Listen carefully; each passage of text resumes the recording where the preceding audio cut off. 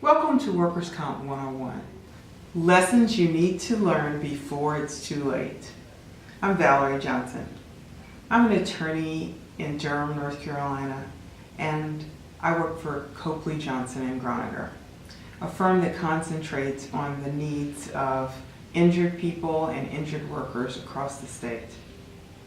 This video series contains my general observations on workers' compensation in North Carolina. Of course, no video can substitute for legal advice from an attorney tailored to your claim. So please do not rely on these lessons as a reason not to have an attorney represent you. All of the people mentioned in these videos are inspired by one or more real-life people in the news or from my years representing injured workers. But all of the details concerning them have been changed, including their jobs, their names, their ages. Of course, I take confidentiality very seriously. The day you were injured probably was one of the worst days of your life. You never thought that you would get hurt on just such an ordinary day. And now you have to deal with the nurses and the doctors, not to mention the insurance company. Will you be able to work the same way you were before? How could one thing on that one day take such a toll on your health and the money in your pocket? Will you ever get what you deserve? Even if you haven't had an injury at work, someone you know probably has.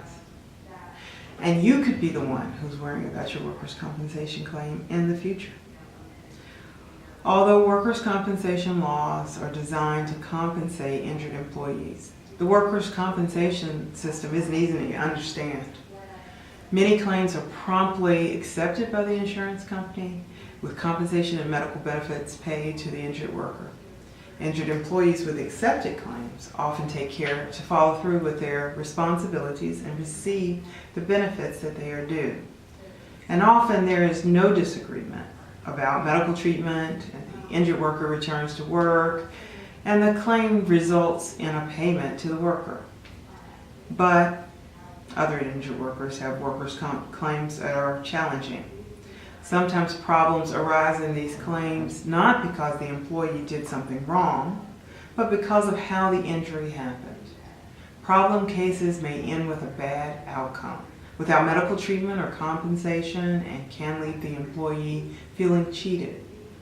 The truth can be hard to swallow. In the world's workers' comp, bad results happen all the time. And there are some claims that will never be payable because North Carolina lawmakers have decided that those kinds of injuries should not be covered under workers' comp. But don't let the worst results happen to you and your claim. How do we sort through the thousands of injuries that happen to workers in North Carolina every year to get to the workers' comp 101 lessons that will help you? We're going to grade the claims, giving the best grades to those claims that are likely to give the worker the best result, and the worst grades to those that aren't. Two types of grades stand out. The first is the claim that starts out as a C or D, but then the injured worker takes charge and earns an A. The second claim has even more interesting lessons for Workers' Comp 101 students. These claims start out as an A or B claim and end up earning an F. Those claims tell us the most about what not to do with your workers' comp claim. I've been representing injured workers for over 20 years. But before I was a lawyer, I was a teacher. Now I teach law students at UNC Chapel Hill and sometimes at Wake Forest University. I regularly meet with workers in union halls across the state, and I teach lawyers about things from basic workers' comp principles to how state employee benefits interact with workers' compensation benefits. As you can see, I love to teach, and I especially love to teach Workers' Comp 101. My experience has taught me that it's not always easy for an injured worker to figure out what workers' comp is supposed to do and what kind of benefits that workers' comp can provide. These videos can help you know what to do to make sure that your medical treatment is paid and to get money to put food on your table and gas into your car. You'll see how some employees got it wrong and nearly failed, so that you can get it right.